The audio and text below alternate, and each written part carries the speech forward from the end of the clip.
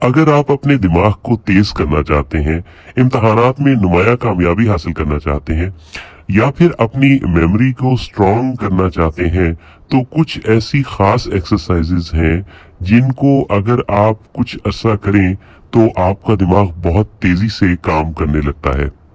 पहली एक्सरसाइज ये है कि अगर आप एक लिस्ट तैयार करें जिसमें आपकी शॉपिंग की कोई चीजें लिखी हों या फिर आपके दिन भर के करने के कामों की एक फहरिस्त हो, और फिर इस लिस्ट को 2 घंटे बाद आप रिकॉल करें।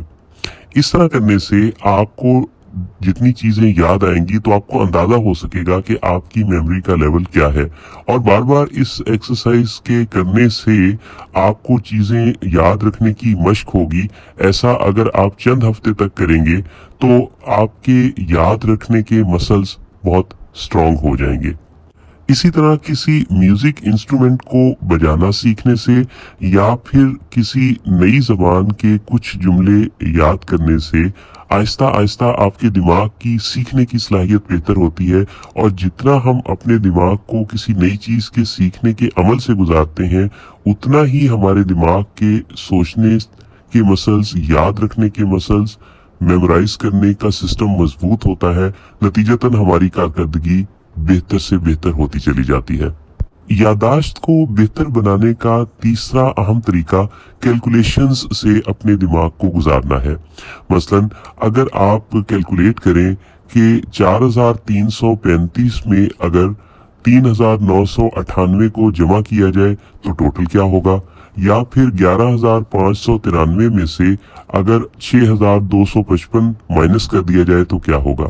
जब आप इसको बगैर कैलकुलेटर से खुद से कैलकुलेट करते हैं और इन कैलकुलेशंस में अपने दिमाग को लड़ाते हैं, तो उसके नतीजा में भी आपका लॉजिकल ब्रेन बहुत एम्पावरमेंट पाता है। सीखना, समझना और गौर करना, फोकस करना, ये सब कुछ बेहतर होता चला जाता है।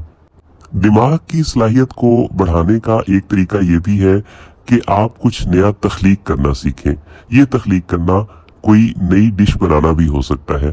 जरूरी नहीं कि आप खातून ही हो, अगर आप मर्द भी हैं तब भी आप कुकिंग कर सकते हैं और कोई नई डिश बनाना सीख सकते हैं। क्योंकि कुकिंग के दौरान आपकी कई हिस्सियात इस्तेमाल होती हैं, जैसे देखने की हिस्स, सूंघने की हिस्स, चखने की हिस्स। तो हमारे दिमाग की जितनी हिस्सियात इस्तेमाल होती हैं और वो तख्लीक में अगर इस्तेमाल हो रही हो, तो उससे भी हमारे दिमाग की सलाहियत में बहुत अच्छा इजाफा होता है। इसी तरह दिमाग को और यादाश्त को बेहतर बनाने का एक बहुत अच्छा मेथड स्टोरी मेकिंग है।